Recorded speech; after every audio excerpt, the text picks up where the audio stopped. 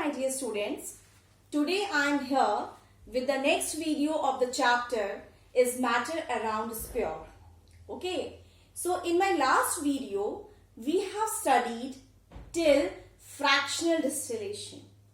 Right. So in this video we are going to study one application of fractional distillation.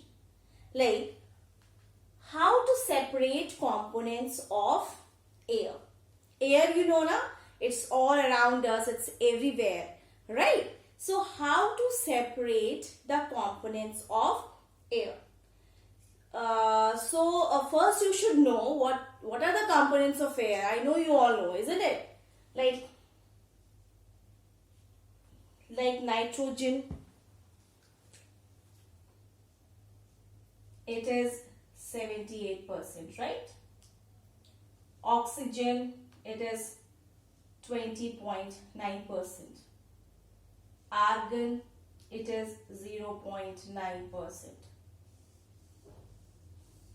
So these are the components of air, right? And beside this, other things are also there, like water vapor is there, and traces of other gases are also there in the atmosphere, in the air, right? So how to separate components of air? So we are separating it by using fractional distillation method.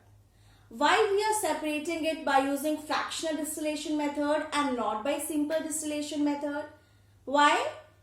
Because you can see here, I have written here constituent oxygen, argon, nitrogen, and I have written there boiling point also in degrees Celsius. Boiling point also in degrees Celsius. Like oxygen, it is minus 183, argon, it is minus 186, and nitrogen, it is minus 196, right? So you can see here the difference in boiling point is very less. It is less than 25 degrees Celsius. And we have studied that if the difference is less than 25 degrees Celsius, that means we are using which method? We are using fractional distillation method. Okay. So now we'll start with the process. Like how to separate the components of air. How to separate nitrogen, argon, oxygen. How to separate. Now we are going to study the complete process. So what is the first step? First step is to separate different gases from air. First what we are doing, dust particles are removed. First step is we are removing the dust particles. How do we remove it? We are passing the air through the filter, and all the solid dust particles which are there in the air, what happened? It gets filtered. It gets removed. Right? And then this air is liquefied. Okay, this air is liquefied. That means we are getting liquid air. Now, I think you all have studied in first chapter of chemistry that if we want to change the state of matter, like solid to liquid, liquid to gas, gases to liquid, if we want to change the state of matter, then we are doing two things, right? Either we are changing the temperature, or we are changing the pressure, or we are doing both. We are changing temperature also and we are changing pressure also, right? So to liquefy air, what we are doing? We are increasing the pressure. Why? To increase the force of attraction between the particles, right? So that they come closer, right?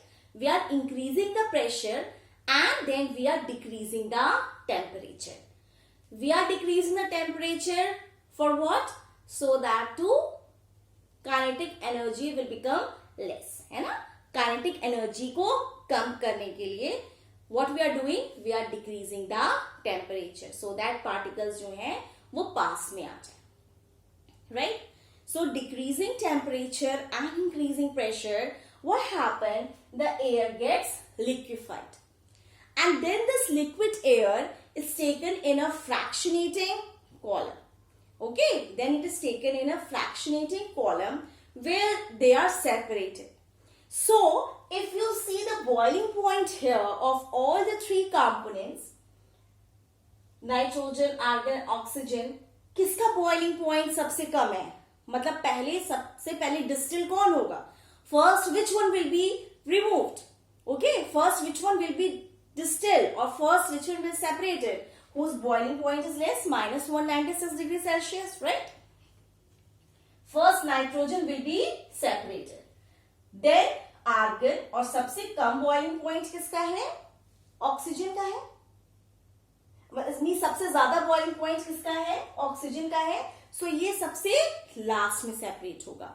Okay, so oxygen has maximum boiling point, so it will be separated last, सबसे last में separate होगा.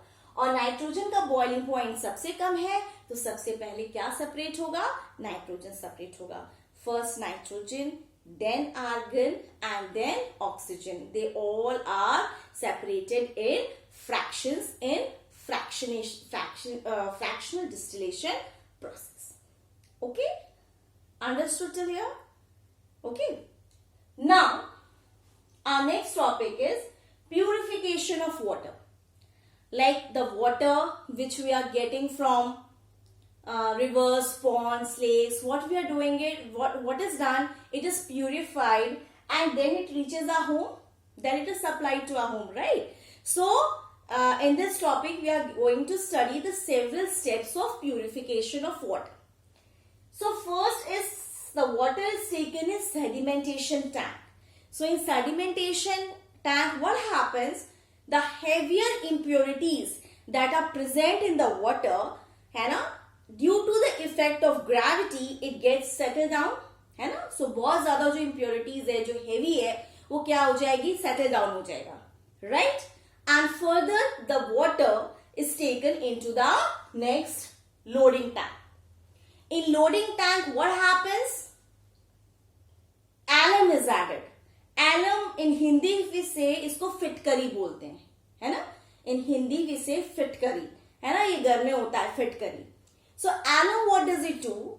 Like in the water, है ना, after sedimentation, when the heavier impurities are separated, when the water is taken further into a loading tank, then what happened? The colloidal particles of clay are there, है ना. Colloidal particles of clay are there in the water. So alum, what does it do? It gets attached to the colloidal particles. जो clay particles है वो क्या हो जाएंगे? alum के ऊपर आ जाएंगे, right?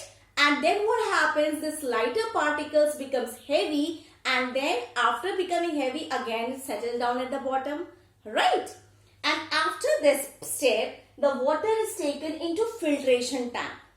Now after loading tank also, the water which we are getting, again it contains so many suspended impurities, है ना, which is separated, which is removed from the water in the filtration tank. So filtration tanks contains 3 layers. Okay, layer of sand is there, fine gravel layer, है ना, coarse gravel layer is there, and here the water gets filtered and all the suspended impurities are removed, are separated. And after filtration, the water is taken further into chlorination tank. And in chlorination tank, what happened? Germicide is present to kill bacteria. Germicide means germ, जो bacteria होते हैं disease causing organisms, right? Side means kill. So जो क्या होते हैं? Means जो bacteria को kill करते हैं. Okay? So in chlorination tank, germicide is present to kill what? Bacteria. And chlorine tablets we are adding to kill the bacteria which are present in the water. And after this sedimentation, loading, filtration tank, chlorination tank, then finally water is supplied to our home. Okay, in this way we are getting pure water. In this way the purification of water is done. Now again one more topic we are going to study in this video, that is crystallization. Crystallization process if you remember that you have studied in class 7th also, in which we are getting pure solids in the form of crystals from solution. Like one activity you have studied, okay? And I will tell you right now also what was that activity which you have studied in 7th, and same activity is there in class 9th also. So the activity was like we will take water, है ना? Water को क्या करेंगे हम? Heat करेंगे और उसमें क्या करेंगे हम? कॉपर सल्फेट, जो कॉपर सल्फेट है, impure sample of copper sulphate है, इसको हम ऐड करेंगे. फिर क्या करेंगे? इसको स्टर करेंगे, फिर ऐड करेंगे, फिर स्टर करेंगे, फिर ऐड करेंगे, फिर स्टर करेंगे और तब तक करेंगे जब तक कि we are getting a saturated solution. Saturated solution, that means when no more copper sulfate can be dissolved in the solvent, when no more solute can be added in the solvent, that is known as what? Saturated solution. तो copper sulphate को हम तब तक add करेंगे impure sample को जब तक कि वो डिसॉल्व हो जाए अच्छी तरीके से. जब डिसॉल्व होना बंद हो जाएगा तब उसके बाद हम नहीं ऐड करेंगे. Right? Then what we are doing it? We are filtering it. And after filtering it, what we are doing? We are allow it to cool for some time. We are leaving it undisturbed for some time. And after that, you will observe that you are getting crystals of copper sulfate, blue color crystals of copper sulfate. Okay, so that means we are getting a pure substance from impure sample. Okay, so this method is used to purify. This method is used to purify. And this method is used like salt we are getting from seawater, so that purification is also done by crystallization process. Crystals of alum we are getting, Fitkari, that is also done by crystallization process. So I have written here, I think it's visible to you, how can we obtain pure copper sulfate from an impure sample? We are getting it by the process of crystallization. What is its principle?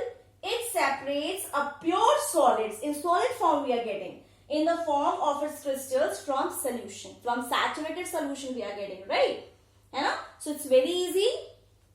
Impure sample, in this class 9 it is given, impure sample of copper sulfate, you will take it in a china dish. You will add minimum amount of water. Then you will filter it so that impurities will be removed. And then what we are doing, we are evaporating it so that we are getting only saturated solution, right? And then what we are doing it, we are covering it with a filter paper and we are leaving it for some time. And after some time, what you will observe in the china dish, you will get crystals of pure copper sulfate. So this technique is used to purify solids, okay? And one most important thing, this question is frequently asked in the examination also. Why crystallization is better than evaporation? Why crystallization is better than evaporation? So 2 points are there, children. In evaporation, what happened? Maybe it's possible that solids get decomposed or burnt. है ना? And if it is burnt, then we are not getting it. Alright? But in crystallization, this thing does not happen. So crystallization is better than evaporation. Second thing, what happened? When we are filtering it before evaporation, so maybe it's possible कि filter करने के बाद भी जो solution है उसमें क्या है? Impurities है. ठीक है? और फिर इसको evaporate करेंगे तो क्या होगा? Maybe हमें क्या मिले? ऐसा solid मिले जिसमें impurities present है, right? So that means again it is better than evaporation. है ना? Because maybe after evaporation also again we are getting the solid which is still contaminated, which still contains impurities, right? So this is our crystallization. Okay? Understood, children? Again, let's have a quick recap what we have done right now in this video. With the help of fractional distillation, we are separating the components of air. We are increasing the pressure and decreasing the temperature. Then we are liquefying air. You know? And then first, which one will be distilled, which component of gases will distill first, which is having the least boiling point. So which is having least boiling point? Nitrogen. So nitrogen will be distilled first, then argon, and then oxygen, because oxygen has the highest boiling point. Why we are using fractional distillation here? Because the difference in boiling point is less than 25 degrees Celsius. So we cannot use simple distillation here. Purification of water. Different steps are there. First, water is taken in sedimentation tank. Heavier particles settle down. Water is then again taken to loading tank. Alum is added so that the colloidal particles becomes heavy. It gets attached to alum and then settles down. Then the water is taken in filtration tank where the suspended impurities are removed, because 3 layers are there: sand, gravel layer and coarse gravel layer. Then water is taken in chlorination tank where the germs are killed. And finally it is taken to home. How can we obtain pure copper sulfate from an impure sample? By the process of crystallization. Okay. It separates pure solid in the form of crystals from solution. Activity also we have studied, right? Now, why this technique is better than evaporation? Because some solids decompose or it gets burns to dryness and we cannot get the substance. Next is what? Even after filtration, some impurities are there in the solution, and when we are evaporating it, and then also after evaporation also the solids which we are getting, still it can have some impurities chances there, right? So,